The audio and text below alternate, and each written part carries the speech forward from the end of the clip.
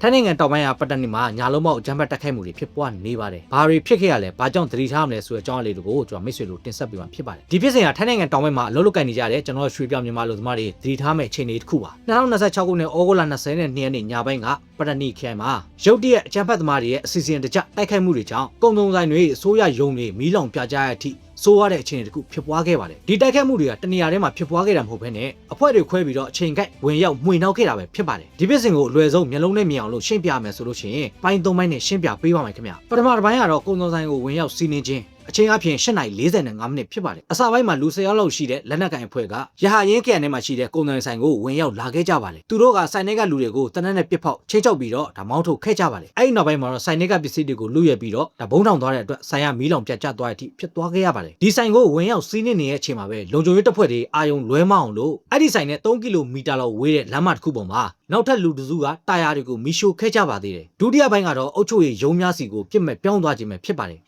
အချိန်အပြင်တော့9နာရီဖြစ်ပါတယ်။ပထမဖြစ်စဉ်ဖြစ်ပြီးတော့15မိနစ်လောက်ပဲကြာပါတယ်။နောက်ထပ်အမည်မသိလူတစုကနောင်ချစ်ခရိုင်နဲ့ကအုပ်ချုပ်ရေးရုံးတစ်ခုစီကိုဝင်ရောက်လာပြီးတော့ကားကိုယ်တော်လည်းမီးရှို့ဖျက်ဆီးသွားပြန်ပါတယ်။အဲ့ဒီအချိန်မှာပဲအခြားကော့ဖိုးခရိုင်ဘက်ကလမ်းမပေါ်မှာလည်းကားတရားတွေကိုမီးရှို့ခံရတာတွေဇက်တိုက်ဆူလို့ဖြစ်ပွားခဲ့ပါတယ်။ဒါဟာတပြိုင်တည်းအကွက်ကြလှုပ်ဆောင်နေတယ်ဆိုတာကိုပေါ်လွင်သွားစေခဲ့ပါတယ်။တတိယပိုင်းကတော့အဆိုးဝါးဆုံးစီပင်ရုံးကိုဝင်စီးခံခြင်းပဲဖြစ်ပါတယ်။အချိန်အပြင်တော့ည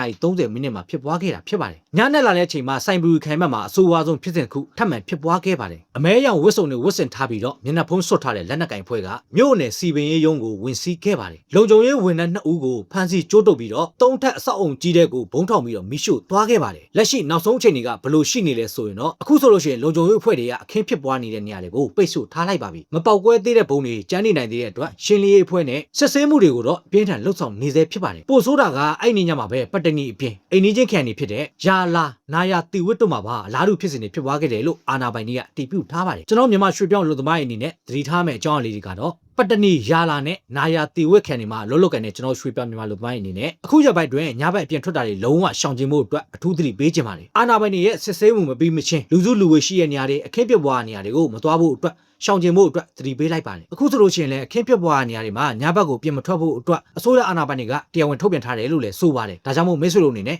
ညဘက်တွေပြင်မထွက်ဘက်နဲ့လူစုလူဝေရှိတဲ့နေရာတွေကိုအာဏာပိုင်တွေစစ်ဆေးမှုမပြီးမချင်းစောင့်ရမှုမပြီးမချင်းဒါရှောင်ကျဉ်ကြဖို့အတွက်ဒီလိုဖိုင်လေးရဲ့မိတ်ဆွေတို့ကိုမျှော်ပေးတာဖြစ်ပါတယ်ဒီသတင်းကြောင်းလေးနဲ့ပတ်သက်ပြီးတော့လည်းမိတ်ဆွေတို့သိထားသမျှတွေကိုကျွန်တော်ကွန်မန့်ဘောက်လေးထဲမှာအသိပညာပေးလေးအနေနဲ့မျှော်ယူသွားလို့ရသလိုကျွန်တော်ဒီလိုဖိုင်လေးတွေသိရှိအောင်လို့ sharing လုပ်တော့ပေးခဲ့ကြပါဦးနောက်လာမယ့်သတင်းကြောင်းတွေကိုသိရှိနိုင်မှုအတွက်ကျွန်တော်ကောင်လေးကို follow လုပ်တော့ပေးဖို့အတွက်လည်းနေ့တိုင်းရက်ခဏဖြစ်ပါတယ်အားလုံးကျေးဇူးအများကြီးတင်ပါတယ်